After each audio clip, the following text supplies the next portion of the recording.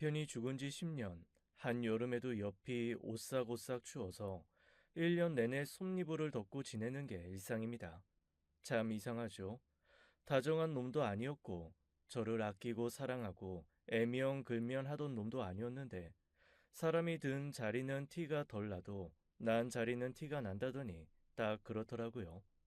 살아 있을 때는 징글징글하게 속을 썩여서 귀신은 뭐하나 저 화상덩어리 잡아가지 않고 라며 속 썩인 게 하루 이틀이 아니었습니다.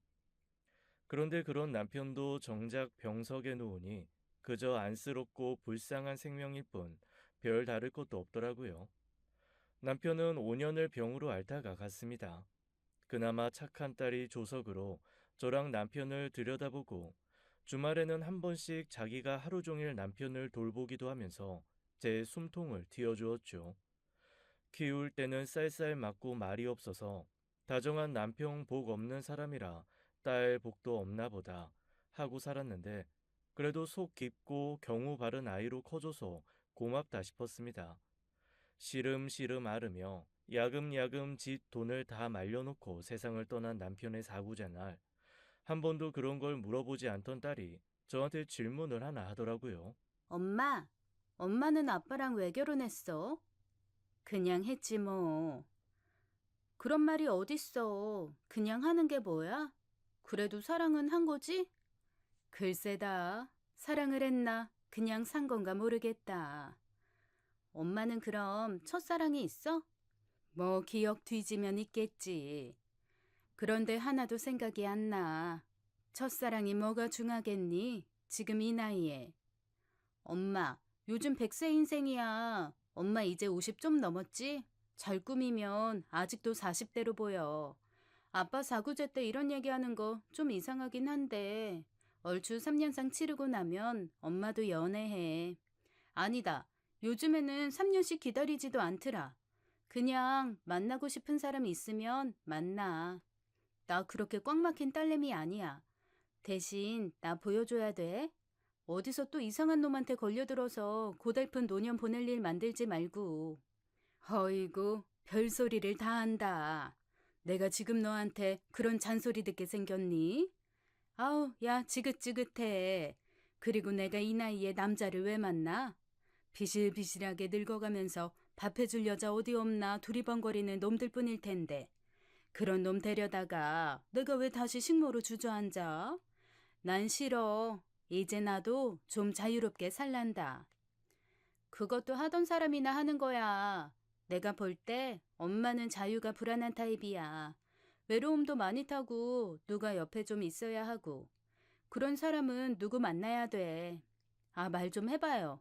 마음에 뒀던 사람 있으면 그런 얘기 좀 하고 그래봐. 설마 엄마 아빠가 첫사랑이야? 어, 어쩌다 보니 그렇게 됐으니까 쓸데없는 소리 그만하고 너도 그냥 오지 마. 당분간 나 혼자 있고 싶어. 제가 죽은 남편이 첫사랑이라고 하니 딸이 어이가 없다는 듯 고개를 설레설레 졌더라고요. 하긴 사랑 전에 삼랑을 하고 썸 타는 게 일상인 요즘 애들은 한 사람 만나 그 사람이랑 몇 번 보고 결혼하는 거 이해가 안 되겠죠. 물론 저도 그러지는 않았어요. 남편이 첫 남자이기는 했지만 첫사랑은 아니었습니다. 그런데 그 얘기를 죽은 남편 사구제 때 딸한테 할 수는 없잖아요. 제 첫사랑은 한 번도 말한 적이 없지만 소도둑이었습니다. 생각하시는 소도둑 맞습니다. 소 훔쳐가서 파는 그 소도둑이요. 바늘 도둑이 커서 된다는 그 소도둑 맞아요. 어렸을 때 제가 살았던 동네는 소를 많이 키우는 곳이었습니다. 얕은 산이 병풍처럼 쭉 둘러 있었고 오목하게 자리 잡은 마을에 30가구 남짓 살았나? 사람 집은 30개 언저리였는데 소 축사는 100개가 넘었으니 사람보다 소가 더 많은 곳이었죠. 그런 동네에서 저희 집은 딱 소를 2마리 키웠습니다. 다들 20마리, 100마리 키울 때 달랑 2마리인 그 소가 저희 부모님의 전부였죠. 현재를 책임지고 미래를 꿈꾸게 하는 유일한 생명이 그 소 2마리였어요. 당연히 저랑 오빠보다 소가 더 중요했습니다. 저나 오빠가 다치면 대충 된장 퍼다가 바르고 호박잎으로 싸매고 누워 끙끙 앓았지만 소가 아프면 비싼 왕진료 아까워 않고 1시간 거리 읍내에서 수의사 선생님을 모시고 왔거든요. 어린 마음에 그때는 참 소가 싫었습니다. 저놈의 소만 없으면 내가 더 예쁨 받지 않을까 하는 생각이었죠. 당연히 소를 보는 눈이 곱지 않았습니다. 어린 마음에도 엄마 아빠가 여물을 주라거나 소 축사에 가서 좀 둘러보고 오라고 하면 입이 대빨 나와서 툴툴거리며 다니곤 했어요. 그리고 혼자 중얼중얼 거리는 게 일이었죠. 축사는 무슨 축사? 딸랑 2마리 있는 게 무슨 축사야? 다른 집처럼 몇십 마리 있으면 내가 말도 안 해. 그런 반항은 나이가 들수록 점점 커졌습니다. 그래도 오빠는 맏아들이라고 저보다는 조금 엄마 아빠한테 나은 대우를 받았거든요. 하지만 저는 항상 우리 집에서는 소보다도 내가 못한 존재라는 생각에 늘 힘들고 괴로웠습니다. 그렇게 사춘기를 맞이한 어느 날, 그날도 역시나 비가 줄줄 오는데 구멍 뚫린 우산 하나를 엄마가 틱 던져주면서 이러시는 거예요. 가서 소들 비 안 맞게 문 좀 닫아주고 잔등에 이불이라도 좀 덮어주고 와라. 그런데 너무 싫은 거예요. 마침 싹 씻고 새 잠옷으로 꺼내서 갈아입고 뽀송뽀송한 기분으로 책 좀 보려고 했는데 갑자기 이 빗속에 나가서 소 잔등을 덮어주라고 하니까 정말 짜증이 나더라고요. 그래서 여느 날과 다름없이 엄마한테 짜증과 성질을 버럭버럭 냈습니다. 그랬더니 엄마가 글쎄 저한테 이렇게 말씀하시는 거예요. 아주 버르장머리가 없어도 이렇게 없을 수가 없네. 우리 집에서는 너보다 소가 중요해. 소 없으면 큰일 나. 소가 얼마나 귀한 줄도 모르고 당장 가서 하지 못해? 그런데 엄마도 화가 나서 훅 던지신 말이겠지만 저보다 소가 귀하다는 말이 너무 서럽더라고요. 그래서 결국 비 쫄딱 맞아가며 질질 울면서 축사에 다녀오는데 동네에서 말썽꾸러기라고 소문난 오빠 하나가 저를 보고 말을 거는 겁니다. 왜 울고 있어? 사실 그때는 그 오빠를 보고 싶지도 않았어요. 동네에서 제일 잘 사는 집 오빠였는데 워낙 말썽을 많이 피운다고 해서 그 오빠랑 엮이면 늘 혼나는 일이 생기거나 어른들한테 걱정 듣는 일이 생긴다는 소문이 자자한 오빠였거든요. 그래서 저도 모르게 2걸음 정도 물러서서 그냥 도리질만 했습니다. 저보다 한 5살 많은 오빠였나? 그 오빠가 그런 저를 보고 씩 웃더니 이러는 겁니다. 너 소 싫지? 저도 모르게 고개를 끄덕였죠. 소 때문에 힘든 일 없게 해줄까? 갑자기 귀가 번쩍 뜨였습니다. 저도 모르게 눈을 크게 뜨며 고개를 들고 그 오빠를 빤히 바라봤어요. 그랬더니 오빠가 씩 웃으면서 그러더라고요. 앞으로 무슨 일이 벌어지건 절대 놀라지 마. 그리고 그건 다 널 위한 일이야. 내가 너만 위해서 재미있는 일 한번 벌려볼게. 그리고 빗속으로 휙 사라지는데 그때 제 머릿속에 든 생각은 2개였습니다. 설마 저 오빠랑 엮여서 뭔가 큰일에 생기는 건 아니겠지라는 걱정과 한편으로는 너만을 위한 일이라는 그 말이 제 귓속을 계속 맴맴 돌더라고요. 한 번도 저만을 위해서 뭔가 해주겠다고 말이라도 한 사람이 없었거든요. 점점 저 오빠랑 엮여서 뭔가 잘못되는 일이 생기면 어떡하나 하는 걱정은 뒷전이 되고 저만을 위해서 뭔가 해주겠다는 말만 머릿속에 맴돌면서 저는 울면서 나갔던 집을 웃으면서 들어오게 되었습니다. 그리고 그날은 별일 없이 넘어갔어요. 하지만 그 다음 날 정말 난리가 났습니다. 저희 집 축사 문이 활짝 열린 채 소들이 사라지고 없는 거예요. 그리고 그 자리에는 대신 온갖 금부치들이 주머니에 쌓여서 딱 놓여 있었습니다. 속값 대신이라는 쪽지와 함께요. 엄마 아빠는 대체 이게 무슨 일이냐며 펄펄 뛰고 온대사방 그 금부치를 들고 다니면서 주인을 수소문했습니다. 그런데 놀랍게도 그 금부치의 주인은 나타나지 않았어요. 귀신이 곡할 노릇이었죠. 속값의 3배는 되는 금부치가 외양간에 놓여 있고 소들이 사라지고 없었으니까요. 그런데 소가 사라진 후 엄마 아빠가 그러시더라고요. 안 그래도 저 키우면서 힘들었는데 이제 소 키우지 말고 우리도 이렇게 돈이 생겼으니 다른 일 한번 해보자고 말이에요. 그리고는 두 분이서 무슨 추진력에 그런 결정을 하셨는지 읍내에 아주 작은 가게 자리를 하나 얻으셨습니다. 그리고 거기에서 지금의 슈퍼처럼 이런저런 필요한 물건들을 갖다가 파는 장사를 하기 시작하셨어요. 정말 어이없게도 하루아침에 저는 달랑 소 2마리 있는 집 딸에서 읍내 전빵 딸이 되었습니다. 길을 오가면서 그 오빠를 만날 때마다 이게 어떻게 된 일이냐고, 정말 오빠가 한 거냐고 물어보고 싶었지만 한두 번 정도 마주친 오빠는 저를 보면 늘 입술에 손가락을 하나 대고 쉿하는 포즈를 취하며 아무 말도 하지 말라는 듯 굴더라고요. 그렇게 어영부영 1년 정도 시간이 지난 후 그 오빠는 이사를 가고 말았습니다. 결국 제 소를 없애준 사람이 정말로 그 오빠인지, 그리고 대체 그 금부치의 정체는 무엇인지 저는 알지 못한 채 그렇게 소가 사라진 사건은 끝이 나고 말았어요. 하지만 그 사건은 그걸로 끝이 아니었죠. 제가 짝사랑에 빠지고 말았거든요. 한 번도 너만을 위해서 뭔가 해주겠다는 얘기를 들어본 적이 없는데 그 얘기를 해준 오빠 때문에 짝사랑에 빠지고 만 겁니다. 어떻게 하든 오빠를 한 번 더 보려고 그 학교 근처에서 왔다 갔다 해보기도 하고 그 집 앞을 어슬렁거려 보기도 했습니다. 하지만 희한하게 그날 이후로 그 오빠는 동네에 잘 나타나지 않더라고요. 사람들 소문에 의하면 아버지랑 약속을 하고 멀리 있는 도시로 가서 공부를 하고 있다는 얘기도 들리고, 또 누군가는 너무 사고를 쳐서 아버지가 엄한 기숙 학교에 보냈다는 얘기를 하기도 했습니다. 그런데 한 달에 한두 번 정도 동네에서 얼굴을 비추는 걸 보면 아주 멀리 떠난 것 같지는 않았거든요. 그래도 늘 근처에서 볼 수 있었던 거와 달리 얼굴을 잘 볼 수가 없으니 뭐라고 말도 못하겠고, 그렇다고 제가 계속 그 오빠만 쫓아다닐 수도 없는 노릇이고, 어쨌건 저의 짝사랑은 그렇게 흐지부지 끝이 나고 말았습니다. 그래도 살면서 한 번씩 엄마 아빠가 그때 그 금부치는 대체 어느 집 거였을 거라면서 궁금해하는 얘기를 들으면 그 오빠가 떠오르긴 했습니다. 그런데 이 이야기를 제가 어떻게 남편의 사구제 때 딸한테 하겠어요? 절대 못하죠. 그냥 얼버무리고 넘어갔습니다. 그리고 딸 덕분에 간만에 그 오빠를 떠올리니 지금은 어디서 뭘 하면서 살고 있을까 문득 궁금한 마음도 들었습니다. 그래도 뭐 어떻게 찾을 수 있나요? 저희 집도 그 마을에서 슈퍼한 지 5년 만에 나왔고 그 이후로는 다시 그곳으로 돌아가지 않았거든요.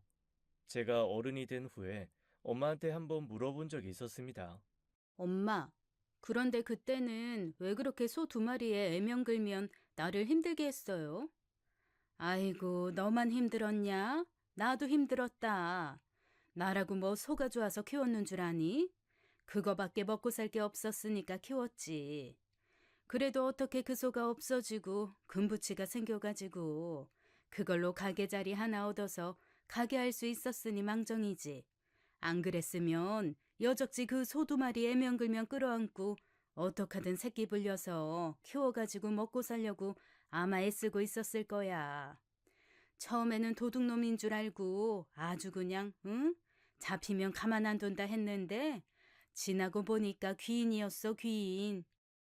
그 말을 끝으로 저희 집에서 있었던 소도둑 사건은 그냥 모두 끝이 나고 말았습니다. 어쨌건 딸한테 질문을 받고 한 번 더 떠올리니 새삼 그 오빠가 고맙고 보고 싶고 그렇긴 하더라고요. 그렇게 어영부영 딸의 질문을 넘기고 다시 일상으로 돌아와 삶을 살았죠. 시간이 참 빨리 흐르더라고요. 눈 깜짝할 사이에 10년이 훅 흘렀습니다. 딸이 저에게 또 첫사랑이니 남자친구 없냐는 얘기를 꺼낸 건 사구제 이후 10년 만이 지난 남편의 10번째 기일 때였어요. 평생 엄마 아빠한테 관심도 없더니 갑자기 왜 그런 거 물어보고 그래? 그랬더니 딸이 머뭇머뭇하면서 글쎄 이런 말을 하는 겁니다. 엄마, 사실 나 결혼 전제로 되게 오랫동안 연애한 사람이 있는데 집에 보여주면 당장 결혼해라 어째라 얘기 나올까 봐 그냥 이때까지 모르는 척 연애했거든. 그런데 아빠 돌아가시고 나니까 그래도 아빠 살아생전에 한번 보여드릴 거라는 후회도 되고 이런 생각 든 김에 엄마한테도 인사시켜야 되나 싶은 생각도 들고 그냥 좀 복잡해서. 아니, 그런 사람 있으면 진작에 데리고 와서 인사 한번 하게 하지. 너는 왜 그런 걸 그렇게 숨기고 있니? 아우, 애가 아무리, 무뚝뚝하다고 하더라도 다른 집 딸들은 남자친구 생기면 이랬다느니 저랬다느니 엄마한테 오만 얘기 다 한다는데 넌 어떻게 그렇게 한 번을 얘기를 안 하니? 아이고, 한 번 데리고 와. 그래도 얼굴은 한 번 보게. 알았어? 그나저나 뭐 하는 사람인데? 그냥 일반 회사원.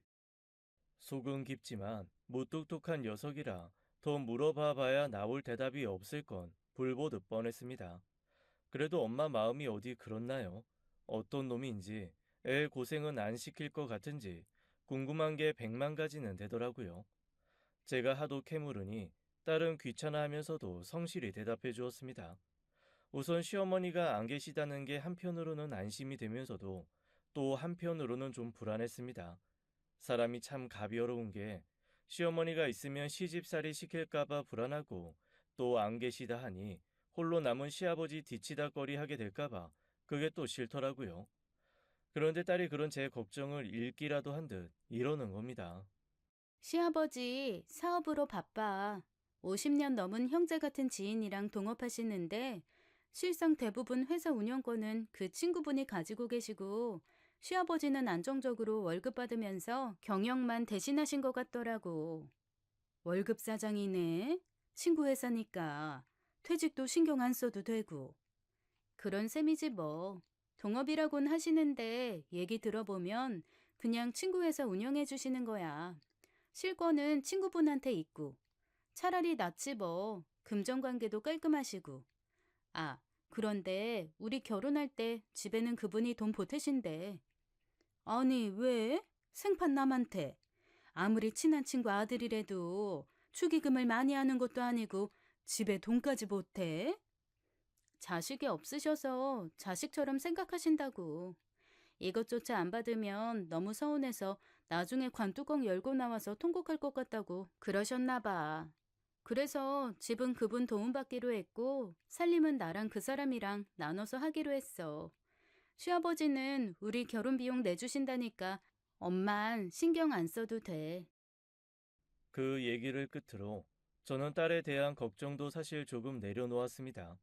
워낙 무뚝뚝한 성격이어서 대체 남자를 만나기나 할까라는 걱정을 했었는데 나름 오랫동안 연애도 하고 그 남자는 제 딸의 성격을 좋아한다고 하니 다 자기 눈에 안경이고 집신도 짝이 있구나라는 생각이 들었습니다. 게다가 자기 아들 뒤치다꺼리 해줄 여자 데려가는 느낌이 아니라 정말 귀한 대접 받을 며느리 모셔가는 것 같은 느낌에 감사하기도 했죠. 한편으로는 딸마저 시집 보내놓고 그냥 훌훌 제 삶을 살 생각에 사실 좀 설레기도 하더라고요. 그 얘기가 나온 후 몇 주 뒤 딸이 집에 남자친구를 한번 데려오겠다고 하는 겁니다. 그러면서 남자친구 보리굴비 좋아하니까 쓸데없이 이것저것 음식하지 말고 집 근처에 있는 보리굴비집에서 만나고 집으로 와서 차나 한잔 하자고 하더라고요. 그렇게 해서 근처 보리굴비집에서 딸의 남자친구를 처음 만났습니다. 딸의 남자친구는 헐친하게 잘생긴 녀석이더라고요. 그런데 어딘지 모르게 익숙한 느낌이었습니다. 세상 젊은 청춘을 봐서 그런가요? 아기자기한 젊은 커플을 보고 있으려니 저의 젊은 시절도 떠오르고 참 저 때가 예쁠 때다 싶은 생각에 마음이 몽글몽글해져 왔습니다. 제가 밥도 먹지 않고 계속 제 딸 커플을 바라보고 있으니 딸이 피식 웃으면서 저한테 그러더라고요. 엄마, 지금 표정 엄청 웃겨요. 진짜로 무슨 대자연의 어머니 같은 자애로운 얼굴로 보고 있네. 아우, 예뻐서. 얘, 내가 이 나이 되고 나니까 왜 어른들이 젊으면 생긴 거에 상관없이 다 예쁘다고 했는지 알 것 같다. 어쩜 너희 그렇게 응? 서로 굴비살 발라주고 있는 게 이렇게 예쁘니? 감사합니다. 예쁘게 봐주셔서 너무 감사해요. 저는 사실 만난 지 꽤 오래되었는데 제가 먼저 인사드리고 했어야 하는데 저희 집부터 먼저 드나들게 해서 되게 마음에 걸리고 죄송했거든요. 그거야 내 딸이 잘못한 거고. 여튼 아유 내가 고마워요. 저 무뚝뚝해가지고 저거 어디 사랑이나 받을까 했는데 그래도 좋게 봐주고 예쁘게 봐주고 정말 고마워요. 아닙니다. 그리고 그렇게 많이 무뚝뚝하지 않아요. 막 남들처럼 혀 짧은 소리로 애교를 안 부려서 그렇지 엄청 속도 깊고 저희 아버지도 되게 좋아하세요. 다행이야. 사랑받고 살아서 너무 다행이지 뭐. 네, 저희는 서로 감사하면서 만나고 있어요. 앞으로도 감사하면서 잘 살아볼게요. 그래주면 고맙고 너무 감사하지. 그렇게 딸, 그리고 예비 사이를 만나고 나니 어쩐지 마음이 좀 이상하더라고요. 남편도 이 광경을 봤으면 참 좋아했겠다 싶고, 한편으로는 저렇게 예쁜 시절과 청춘으로 다시 돌아가고 싶다라는 생각도 들고, 하여간에 여러 가지 생각이 복잡하게 휘돌았습니다. 한번 인사를 하고 나니 사윗감은 저희 집이 편해졌는지 아주 풀방울이 드나들듯 왔다 갔다 하더라고요. 그리고 딸 말대로 엄마 정이 그리웠는지 어찌나 저한테 앵겨붙던지요. 평생 아들보다 무뚝뚝한 딸이랑 살면서 아쉬웠는데 딸보다 더 앵겨붙고 애교 많은 사윗감이 나타나 아주 남녀가 바뀌긴 했지만 즐거운 시간이 흘렀습니다. 그런데 아버지 친구분이랑 동업하신다며 안 물려받아? 절대 안 물려주신대요. 제 힘으로 알아서 살라고 하시더라고요. 저희 아빠가 자랄 때 진짜 가난하셨대요. 그래서 한 동네에서 친하게 지낸 친구가 진짜 삼시세끼 거의 밥 먹이고 무슨 입양된 아들처럼 거의 그 집에서 그렇게 지내셨는데 커서도 그냥 그분이랑 같이 일하면서 사업을 시작하게 되신 거예요. 초기에 사업 자금도 그 친구분 집에서 사실 다 되셨대요. 그런데 그 친구분은 아이디어 잘 내시고 저희 아빠는 직접 몸으로 뛰면서 일하시는 분이어서 두 분이서 그게 잘 맞으셨던 거죠. 세상에, 그 인연이 여기까지 이렇게 이어져 온 거야? 어머, 그분도 대단하시고 아버지도 대단하시고. 저희 아버지는 지금도 만약에 그 친구 잘못되면 자기는 세상 잃을 것 같을 거라고 그 친구분이 자기보다 딱 하루라도 더 살았으면 좋겠다고 그러실 정도예요. 아, 맞다. 그래서 그런데요. 제가 한 가지 혹시 양해 말씀 드려도 될까요? 어떤 얘긴데? 말해봐. 그게 제 상견례 때요. 그분도 같이 나오셔도 될까요? 저한테는 사실 아버지 같은 분이어서 마음이 좀 불편하거든요. 본인은 왜 자기가 상견례를 가냐고 펄펄 뛰시는데, 그냥 제 마음에 어머니도 안 계시고, 그냥 같이 밥 먹는 자리처럼 생각하면 모셨으면 좋겠다는 마음이 들어서요. 저 크면서 아빠 두 분이다 이러고 자라서 사실 제 결혼식 때도 혼주석 앉혀드리고 싶긴 하거든요. 착하네. 그런 마음 먹었다는 것 자체가. 그런 마음이 들었으면 당연히 오셔야지. 우리가 뭐 앉아가지고 서로 기싸움할 그런 자리도 아니고.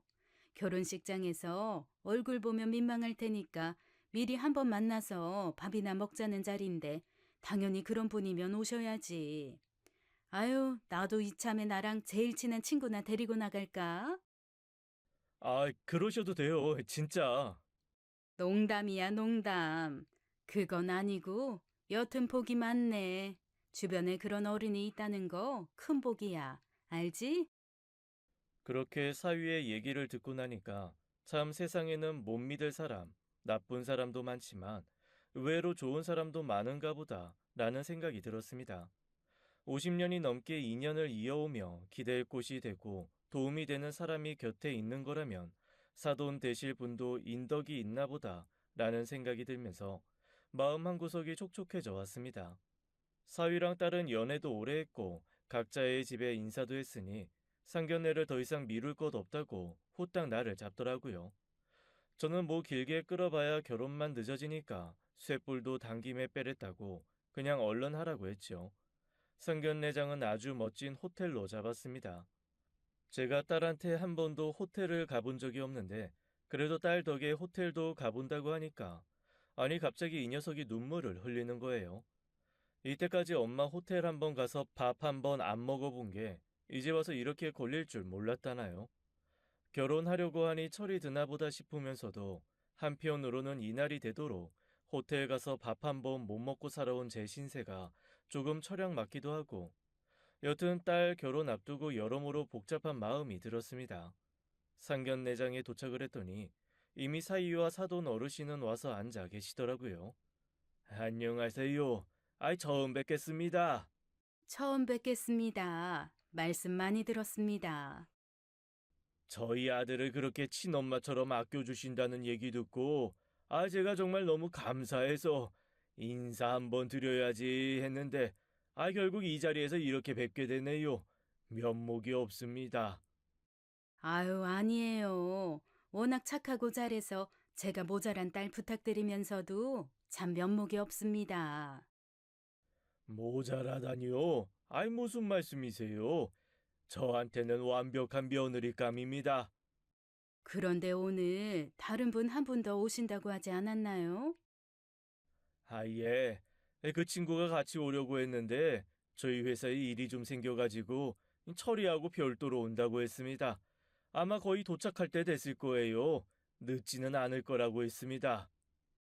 아, 그러시구나. 정말 많이 친한 친구분이신가 봐요. 저한테는 형제보다도 귀하고 소중한 친구입니다. 아유, 그 친구 없었으면 이날 이렇게 살지도 못했어요. 그런데 제가 어쩐지 좀 낯이 익은데, 혹시 저희 어디서 본 적 있지 않나요?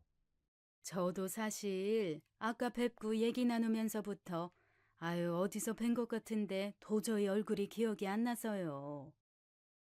그러니까요. 일하면서 만난 것 같지는 않고, 분명 어디서 뵌 것 같기는 한데, 잠깐만. 혹시요? 그러게. 잠깐만. 너, 어? 소 세 마리 오빠? 저희는 거의 동시에 고개를 갸웃거리다가 벌떡 일어나 서로의 손을 맞잡았습니다. 예전에 어렸을 때 한 동네 살았던 오빠지 뭐예요.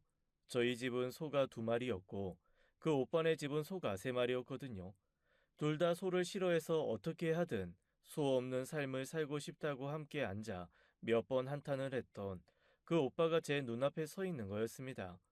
어쩐지 사윗감을 처음 봤을 때부터 얼굴이 좀 눈에 익는가 했더니 그 오빠 아들이어서 눈에 익었던 거더라고요. 제가 너무 놀라서 아니 어떻게 여기서 이렇게 만나냐며 반가워했더니 오히려 사위와 딸이 당황한 얼굴로 저희들을 바라보며 이게 무슨 일인가 하는 얼굴로 멍하게 보더라고요. 오빠가 활짝 웃으며 아이들에게 얘기했습니다. 야, 동네에서 쟤네 집은 소 2마리, 우리 집은 소 3마리. 야, 그래도 우리 집이 좀 잘 살았다, 응? 아유, 소 두 마리나 세 마리나 도끼인 개끼니지 뭐. 그걸 가지고 뭐 잘 살았다고 뻐겨? 그래, 그래. 너나 나나 찢어지게 가난하긴 했다. 그나저나 내가 여기서 너를 이렇게 볼 줄 몰랐다. 그래도 살았네, 응? 그러게. 얼추절추 살았네 살았어. 그나저나 오빠도 참 소 세 마리 다 파묻어버리고 도망갈 거라고 하던 사람이 번듯한 사업가 돼서 이러고 나타나고. 너는 어떻게 살았어? 아이고, 새삼. 정말 반갑다. 반갑네, 정말.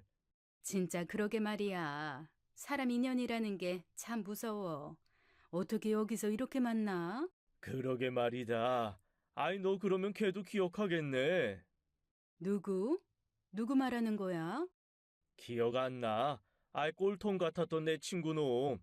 맨날 나랑 다니면서 사고 치던 그 놈. 누구지? 아우, 나 왜 기억이 안 나지? 그때였습니다. 멀리서 허겁지겁 뛰어오는 발소리가 들리더니 호텔 식당 룸 문이 벌컥 열리면서 한 남자가 급하게 뛰어들어오더라고요.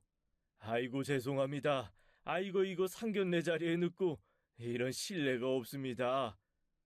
끝없이 사과하며 뛰어들어온 사람 얼굴을 보고 저는 그 자리에서 너무 놀라 꼭 얼어붙고 말았습니다. 저만을 위해서 일을 벌여주겠다고 했던 그 사람, 저희 집에 소 2마리를 없애준 게 분명한 그 사람이었어요.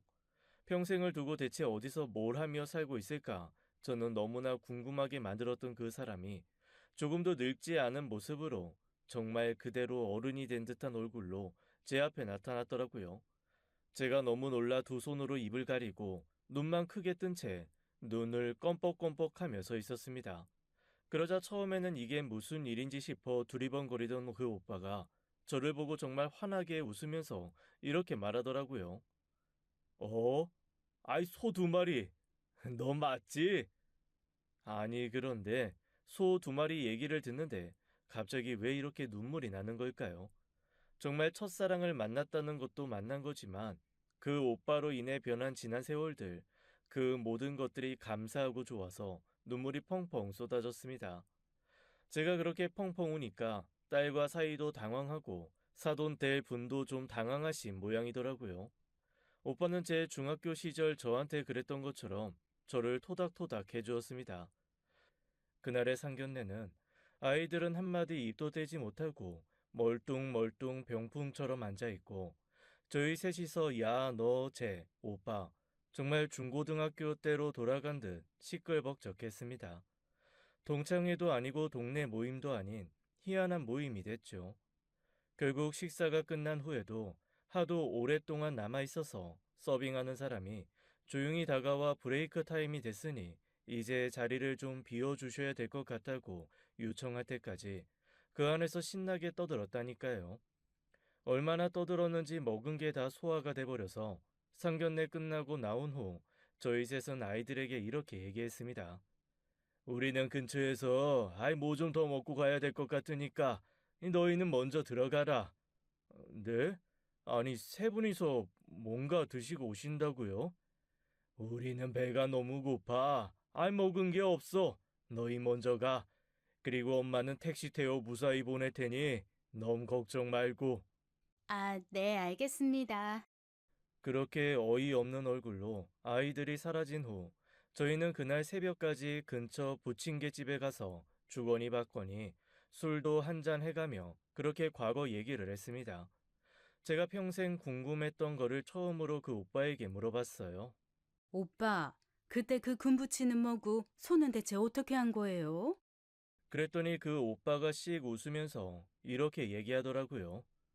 야, 아이 나도 그때 그거 내 인생이랑 바꾼 거야. 진짜 사춘기가 아이 무슨 의리의 사나이로 와가지고 아이고. 인생이랑 바꿨다니 그게 무슨 말씀이세요? 그리고 의리의 사나이요? 아유, 내가 미쳤지. 아이 차라리 건물을 하나 사달라고 하거나 땅을 달라고 하지. 무슨 정의감에 저 두 애를 내가 소액에서 구출하고야 말겠다. 뭐 이런 생각을 한 거지. 내가 무슨 슈퍼맨도 아니고 세계 평화를 위해 희생하는 것도 아니고 소 5마리랑 인생을 바꿨다니까. 아, 그 소 없애주면 내가 공부하겠다고 하니까 우리 아버지가 싹 끌고 오신 거지. 그러면 정말 오빠가 소를 없앤 거네요? 저는 물어보고 싶었는데 그때마다 조용히 하라고 말하지 말라고 하셔서. 아빠가 절대 말하지 말라고 하시더라고. 아, 소 5마리 끌어다가 우리 축사에 그냥 밀어놓고 각 집에 폐물 주머니 던지고 왔다고. 우리는 그냥 모르는 일이라고. 다음 장날에 그 소들 다 멀리 갖다 팔기 전까지 걔네 우리 축사에서 아주 잘 살다 갔어. 아, 그래서 기숙학교 들어가서 정말 공부하느라고 아유 죽을 뻔했다 야. 너무 힘들었어. 그러자 옆에서 낄낄거리며 사돈될 오빠가 그러더라고요. 자기도 이 얘기 군대 다 다녀오고 사회생활하다가 첫사랑 오빠 아버지 장례식장에서 들었다나요. 아버지 돌아가시기 전까지 입국 다문 첫사랑 오빠도 대단하더라고요. 그러면서 사돈 오빠가 저한테 과거 일 중 하나를 또 물어봤습니다. 사실 제가 집이 너무 가난해서 수학 여행을 한 번도 못 가는 게 너무 속상하고 힘들었거든요. 당시만 해도 핸드폰이 있나 뭐가 있나.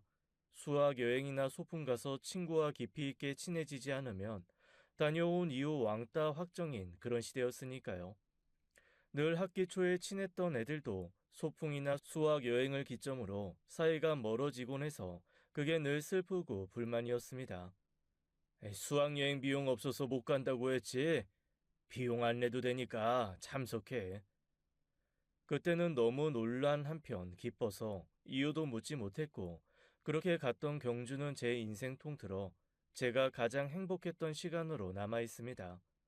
아이들과 찍었던 사진, 밤새도록 떠들던 수다, 속삭이며 나눴던 비밀 얘기, 그 모든 것이 제 청소년기의 전부를 차지할 만큼 큰 추억이었거든요. 그런데 갑자기 사돈 오빠가 저한테 이런 질문을 하는 거죠. 수학여행 갑자기 가게 된 적이 있지 않냐? 야, 이 자식아, 몇십 년 전 얘기를 왜 해? 제가 의아한 얼굴로 두 사람을 바라보자 첫사랑 오빠가 민망한 듯 사돈 오빠를 쿡쿡 찌르더라고요. 세상에, 저 그날 수십 년 만에 제 수학 여행의 비밀을 알았잖아요. 글쎄, 첫사랑 오빠가 저희 담임 선생님께 제 수학 여행 비용을 대신 내준 거였습니다. 그러면서 자존심 상할 수도 있으니 비밀로 해달라고 했다는 거죠. 너무 놀라서 왜 그랬냐고 했더니 첫사랑 오빠가 어물어물 뭉개면서 이러더라고요. 소 없앤 거랑 똑같지 뭐. 아휴, 쓸데없는 정의감. 아이, 나 그놈의 울뚝불뚝 정의감 때문에 손해 많이 보고 살았다. 에. 그리고 어물쩍 넘어가는데 희한하게 그 모습도 매력적이고 귀여운 거 있죠. 귀엽고 좋은 거에는 나이는 상관이 없나 보다 싶더라고요. 그렇게 추억 여행과 현재 얘기를 넘나드는 수다는 몇 시간이고 계속 이어졌습니다. 참 이상하죠. 어렸을 때 만나서 지냈던 사람들은 다 커서 만나도 나이가 몇이 되었던 간에 그냥 그 시절로 돌아가더라고요. 저희는 머리가 허옇게 변해서 다시 만났지만 얘기를 하다 보니 누가 먼저랄 것도 없이 다 그 시절 갈래머리 여중생과 까까머리 남고생으로 돌아가 버렸습니다. 그렇게 만나고 헤어지는 길 제 첫사랑 오빠가 저한테 이렇게 얘기하더라고요. 그런데 너는 어떻게 그 이후로 나를 한 번도 안 찾았냐? 무슨 소리야? 나 나름대로 찾았어. 그런데 오빠가 내 눈에 안 띄었던 거지. 그래? 아니, 하긴 이렇게라도 만났으니까 그럼 된 건가? 뭐가 돼? 야, 아니, 넌 아까 내가 한 말 뭐로 들었냐? 내가 널 위해서 그 소두말이 없애려고 내 인생을 걸었다고 했잖아. 그리고 학생이 돈이 어딨냐? 그런데 쌈짓돈, 용돈 모아서 수학여행 비용도 내주고, 아이 그 남자가 자기 인생을 걸고 뭔가를 했을 때는 다 마음이 있어서 그런 거 아니겠냐? 네가 내 첫사랑이었다고 임마. 그렇게 말하면서 오빠는 제 이마를 손끝으로 콩 한 대 치고 사라졌습니다. 그러자 제 사돈이 될 사람 이웃집 오빠가 씩 웃으면서 그러시더라고요. 맞아. 아, 제 첫사랑 너희야, 사돈. 지 마누라 아버지 때문에 어쩔 수 없이 결혼하고도 술만 먹으면 계속 얘기했었어. 걔는 지금 어디서 뭐 하고 있을까? 잘 살고 있을까? 이러면서 이 아주 몇 년을 우리 사돈 얘기를 하고 또 하고. 에휴, 어떻게 지금이라도 잘해봐. 오빠, 아니, 사돈. 아유, 무슨 그런 망측한 소리를. 아이, 뭐가 망측해. 너도 싱글이고 쟤도 싱글이고 이 서로 싫은 거 아니면 좋은 마음으로 만날 수 있는 거지. 에이, 나이 들더니 아주 마음과 생각이 굳었구만. 응? 아이고, 애들 결혼 앞두고 이상한 소리 진짜. 남들이 들으면 욕해요. 말은 그렇게 하고 돌아섰지만 가슴이 너무 뛰더라고요. 대체 내 심장이 이렇게까지 존재감을 확실하게 보여준 적이 있었던가 싶을 정도로 쿵쿵 뛰었습니다. 혹시 부정맥이 생긴 건 아닌지 걱정이 될 정도였어요. 그리고 그날 이후 첫사랑 오빠의 구애는 아주 적극적으로 진행됐습니다. 하루는 새벽같이 차를 몰고 와서 자고 있는 저를 전화로 계속 깨우는 거예요. 아직 하늘도 캄캄하고 어두운데 당장 나오라고 성화를 하는 거 있죠. 정말 위아래 옷만 껴입고 구르듯 내려갔습니다. 아니 그런데 세상에 연예인들이나 타는 것 같은 뚜껑 열리는 차를 떡하니 대놓고 빨간 장미 두 송이 딱 들고 차 앞에 서 있는 거 있죠. 제가 얼떨떨해하니까 장미를 한 송이씩 차례대로 제 손에 쥐어주면서 이러는 겁니다. 한 송이는 현재, 다른 한 송이는 미래. 우리한테 과거는 이제 없어. 이 현재랑 미래만 보고 달리자고. 그리고는 정말 어둠 속을 가르고 달려 해가 싹 떠오르는 동해를 데리고 가더라고요. 얼마나 준비도 야무지게 했는지 제가 아침에는 속쓰려 커피 못 먹는다는 말 기억하고 따뜻한 보리차에 떡까지 구워서 가지고 왔더라고요. 출출함도 채우고 속도 뜨셔진 상태에서 장미 두 송이 손에 들고 그보다 더 붉은 해를 보는데 정말 태어나서 그때만큼 가슴이 콩닥콩닥 뛰었던 적이 있으려나요? 한 번도 태양을 본 적이 없는 사람인 것처럼 멍하게 둥근 해만 보고 있자니 첫사랑 그 사람이 제 손을 지그시 잡더라고요. 그리고 저도 그 손을 뿌리치지 못했습니다. 해를 다 보고 그 사람이 저를 데리고 간 곳은 대관령에 있는 한우 목장이었어요. 어이구, 소 지긋지긋하다니까 여길 데려와? 그래서 데려왔지. 아이 지긋지긋한 거 먹어 치우려고. 내가 앞으로 사는 동안 아주 물리고 지겹고 입에서 노린내 날 때까지 한우 먹게 줄게. 원래 지겹고 싫은 건 먹어 치워 없애는 게 제일 빠른 법이야. 그러면서 한 장 한 장 정성스레 고기를 구워주는데 참 이상하죠. 사실 그전에도 이 오빠가 나이에 어울리지 않게 각종 이벤트를 벌이고 구애를 했었거든요. 꽃다발도 몇 번 받았고 어디 레스토랑에서 음악 연주하는 것도 해줘서 받아봤습니다. 그런데 그때마다 그게 그냥 나이 들어 벌어지는 해프닝 같고 두근거리기는 하지만 지속되지는 않는 그런 느낌이었습니다. 언제고 끝날 불장난 같은 느낌이었다고 할까요? 그리고 워낙 오빠가 짐지한보다는 장난기가 많다 보니 이게 정말 좋아서 이러는 건지 아니면 자기도 즐기자고 그냥 하는 건지 확신이 안 서더라고요. 그런데 아주 얇디 얇은 차돌박이를 한 장 한 장 정성껏 구워서 딱 적당할 때 소스 꼭 찍어 제 접시에 올려 놓아주는 그 손길을 보고 있자니 마음이 달라지기 시작했습니다. 이건 정말이구나. 이 얇은 고기를 한 장 한 장 타지 않게 구워주는 정성과 마음이라면 나 이 사람 믿어도 되겠구나 하는 생각이 거기서 드는 겁니다. 정말 어이없게도 세상 제일 지겨운 소를 먹다가 제 마음에 확신이 들어온 거죠. 참, 저랑 이 사람은 소 아니면 어떻게 안 되는 인연인가 봐요. 그래서 그날 고깃집에서 차돌박이 먹다가 제가 그냥 이렇게 말해버렸습니다. 나 소는 싫은데 오빠는 좋아하네. 아무래도 그런 것 같네. 그러자 그 오빠가 씩 웃더라고요. 어쩜 어릴 때 그 모습이 그대로 나올까요? 장난 가득한 잘생긴 미소가 그대로 정말 하나도 변한 거 없이 얼굴에 번지는 걸 보며 가슴이 뛰었습니다. 오빠는 고기 굽던 집게를 내려놓고 이렇게 말했습니다. 우리가 이 나이에 밀고 당기고 가릴 게 뭐가 있냐? 이 서로 좋으면 좋은 거지.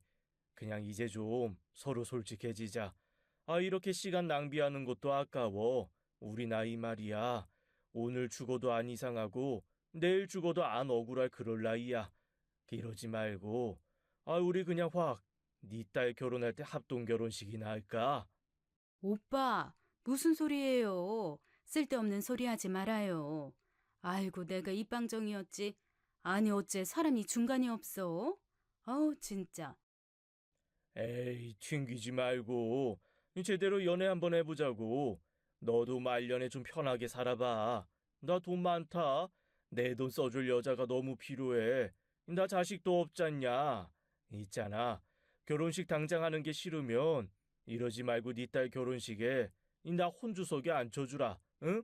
내가 아빠 할게. 이 얼마나 좋아. 정말 오빠는 나이만 들었지 유들유들하고 밉지 않은 말투와 성격은 여전하더라고요. 저도 제 마음을 깨달은 마당에 더 이상 숨기고 피할 이유가 없었습니다. 본격적인 연애가 시작된 거죠. 딸은 그날부터 저를 엄청 놀리기 시작했어요. 자기 상견례 자리에서 눈 맞아서 연애 시작한 엄마, 세상 천지에 저밖에 없을 거라며 진짜 놀려대는데 아우, 딸 보기도 민망하고 정말 창피해서 몸둘 바를 모르겠더라고요. 그런데 참 그 와중에도 오빠 전화가 오면 그렇게 좋더라고요. 오빠는 다정하고 섬세했습니다.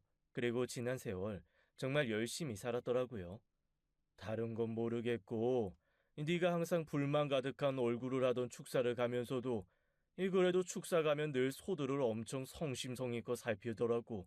그 모습이 언젠가부터 계속 마음에 남고 저 아이 참 좋은 아이구나 라는 생각을 했어. 그래서 어린 마음에도 아마 도와주고 싶었던 모양이다. 아니 뭐 지금도 얘기하자면 좋아하는 마음도 있었지. 그런데 네가 이 어느 날 내가 기숙사에서 왔는데 이사를 가고 없다는 거야. 서운하기도 하고 다시는 못 보나 싶기도 하고 살면서 한두 번씩 생각이 나더라고. 그런데 뜬금없이 상견례 자리에서 이렇게 만난 걸 보니까 우리가 인연은 인연인 것 같아. 네가 싫지만 않으면 나는 앞으로 내 노년 너랑 함께하고 싶은데 어떻게 생각해? 첫사랑 오빠는 이후에도 데이트할 때마다 저에게 최고로 좋은 것만 주려고 했습니다. 호텔 음식이 상견례 때 처음이었다는 얘기를 듣고 그날 이후로 전국에 있는 좋은 호텔이란 호텔은 다 데리고 가서 밥을 사주더라고요. 비행기 안 타봤다는 말에 제주도며 부산, 울산 다 비행기 태워 데리고 다녔습니다. 나중에는 뭐 못 해봤다, 뭐가 가지고 싶었다는 말을 무서워서 못할 정도로 제가 부족한 부분이 있는 게 보이면 그 즉시 그걸 채워주려고 하더라고요. 고맙기도 하고 미안하기도 하고 한편으로는 뒤늦게 온 행복에 기쁘기도 했습니다. 여전히 장난꾸러기라 제가 가끔 진심을 물어보는 말에 늙어서 기억이 안 난다는 둥, 지금 와서 무슨 소용이냐는 둥 살짝 빠져나가는 게 조금 얄밉기는 했지만 역시나 밉게 구는 타입은 아니라 제게 오래 토라져 있지도 못하겠더라고요. 결정적이었던 건 함께 갔던 동해를 다시 한번 데리고 가더니 뜬금없이 해가 뜨는 걸 보면서 갑자기 제 손을 덥석 잡고 반지를 끼워주는 겁니다. 다들 다이아몬드 박힌 반지를 한다던데 오빠가 제 손에 끼워준 건 태양을 꼭 닮은 빨갛고 동그란 보석이었어요. 그리고 평소 장난 가득한 모습을 싹 지운 채 오래전부터 좋아한 거 맞다고 앞으로 함께하고 싶다고 진지하게 프로포즈를 하더라고요. 처음에는 좀 당황했지만 오빠의 진솔한 말에 가슴이 몹시 뛰었습니다. 망설이다가 프로포즈를 받고 며칠 뒤 딸에게 얘기를 했습니다. 그랬더니 딸은 자기가 좋은 사람 있으면 연애하라고 하지 않았냐며 자꾸만 저를 연애도 하고 재혼도 하라고 밀어내더라고요. 너 좀 이상하다. 혹시 엄마가 홀어머니로 남겨져서 너 귀찮게 하거나 괴롭힐까 봐 그래? 뭐 그런 마음도 없잖아 있기는 하지. 어쨌거나 좋은 분이잖아. 엄마, 그런 사람 어디 가서 못 만나. 나도 여러 번 보다 보니까 내 남자친구보다도 그분이 더 멋지더라. 남자친구도 계속 그래. 자기 아빠보다 자기가 조금 더 좋아했었는데 그런 분이 장모님 첫사랑이라서 너무 다행이라고. 두 분이 잘 되셨으면 좋겠다고. 엄마, 사랑받고 사셔. 어? 사돈에서부터 딸, 그리고 사이인 녀석까지 무슨 온 우주의 기운을 모으듯 저와 그 사람의 연애를 응원하더라고요. 다들 이렇게 밀어붙이니 제 마음이 없는 것도 아니고 마음이 안 흔들릴 도리가 없었습니다. 결국 저는 제 첫사랑 오빠와 아주 수줍게 연애를 시작했어요. 다 늙어서 하는 연애였지만 10대 때 마음과 전혀 다를 게 없더라고요. 왜 어른들이 몸은 늙어도 마음은 청춘이라고 하셨는지 알 것 같았습니다. 서운한 건 여전히 서운하고 두근거리는 건 여전히 두근거리고 메말라 없어졌을 줄만 알았던 감정들이 솟아나오면서 저를 몹시 행복하게 했습니다. 결국 제 딸의 결혼식은 그 사람이 제 옆에 앉아 있는 걸로 치러졌습니다. 딸은 자기가 먼저 같이 입장해달라고 제 첫사랑에게 얘기를 하더라고요. 그 얘기를 듣고 혼자 감격했는지 눈물을 뚝뚝 흘리며 이렇게 일찍 자기를 엄마의 파트너로 받아줘서 고맙다고 첫사랑 오빠가 두 손을 붙들고 딸을 한참 바라보더라고요. 그렇게 딸은 제 남자친구 손을 잡고 입장했습니다. 아, 결혼 전에 정말 웃긴 일이 있었어요. 결혼 보름 전이었나?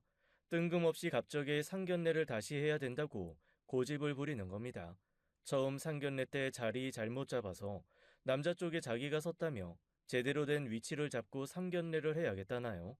아이고, 네 편 내 편이 어딨어. 그리고 제대로 된 쪽이 뭐야, 대체? 아이 다르지. 그때는 내가 조카 같고 아들 같은 놈 쪽에 서서 이 제대로 된 여자가 며느리로 들어오나 안 들어오나 째려보려고 나간 거였고 입장이 바뀌었잖아 입장이. 이 내 딸 고생 안 시키는 놈인가 이 도끼는 두고 보고 한마디 엄하게 해줘야 하는데 아이 지금 아니면 안 돼. 날 잡아 상견례. 이 지난번 거는 무효야 다시 해. 결국 고집을 부리고 벅벅 우겨서 굳이 상견례라는 이름을 안 붙여도 될 것 같은 식사 자리를 한 번 더 마련했습니다. 멋진 호텔로 예약을 하고 상견례 한다고 옷도 새 옷 사서 입고 저도 한 벌 사주더라고요. 이게 대체 뭔 쇼인가 싶기도 했지만 그렇게까지 우기는 데는 이유가 있겠거니 그냥 하자는 대로 했습니다. 그런데 세상에 사돈과 사위, 저와 딸은 장난스럽게 임했는데 그 사람은 정말 너무나 진지한 자리였더라고요. 처음부터 근엄하게 앉아서 무게를 잡더니 글쎄 밥 다 먹고 사위한테 엄청 엄한 목소리와 얼굴로 이러는 겁니다. 나 지금은 아니 장인어른 될 사람 입장에서 말하는 거다. 웃지 말고 진지하게 잘 들어. 있잖냐. 네가 사랑하는 그 여자, 내가 몹시 사랑하는 여자 딸이야. 그러면 내 딸이기도 해. 만약 내 딸이 너 때문에, 혹은 네 놈 아빠 때문에 운다. 그러면 나의 숨겨졌던 성질을 고스란히 보게 될 거야. 이 전쟁이야. 그런데 내 딸이 네 좋은 모습만 보고 행복해야 한다. 그러면 너는 지금까지 알았던 돈 잘 쓰고 잘 웃고 유머러스한 삼촌 그 모습만 평생 보고 기억하게 될 거야. 그러니까 알아서 잘해. 나 눈치 빠른 거 알지? 지켜보고 있다. 아주 이상한 짓거리만 해봐. 아주 풍비박산 제대로 얻어맞게 해준다 내가. 그 말을 듣고 사위는 물론이고 사돈도 너무나 어이가 없었는지 입을 떡 벌리고 아무 말도 한동안 못하더라고요. 와, 이 자식. 50몇 년 우정. 이 여자 앞에서 다 소용없다 소용없어. 와, 삼촌. 진짜 아니, 아버님. 정말 너무하십니다. 제가 지금까지 어떻게 했는데 어버이날 카네이션도 저희 아빠보다 2배는 큰 걸로 해드리고 그랬는데 이렇게 확 태도를 바꿔버리시네요. 와, 사위 녀석도 서운하다고 할 정도로 아주 근엄하게 그 사람은 정말 제 딸의 친아빠라도 되는 듯이 두 사람에게 엄포를 놓았습니다. 다행히 진심을 알기 때문에 다들 해프닝으로 끝나긴 했지만 그래도 제 입장에서는 그런 자리를 표면적으로나마 마련해서 그렇게 한번 아빠 노릇해준 게 고맙고 감사하더라고요. 그렇게 저는 제 딸의 상견례장에서 우연히 첫사랑을 만나고 뒤늦게 아주 꿈같은 알콩달콩한 연애를 시작했습니다. 딸이 신혼여행에서 돌아오면 슬슬 저희 결혼도 준비하려고 해요. 엄청 성대하게 하자는 오빠를 말리는 것이 아주 조금 힘들기는 하지만 성대하게 하건 그렇지 않건 저희가 함께 할 수 있다는 것만으로도 저는 참 행복합니다. 뒤늦게 이렇게 행복한 시간이 올 줄 정말 몰랐어요. 이래서 사람은 살아봐야 끝이 난다고 하는 건가 봐요. 지금까지 사연 읽어주는 남녀였습니다. 끝까지 함께 해주신 여러분 감사드리며 저희는 다음 사연으로 돌아올게요. 감사합니다.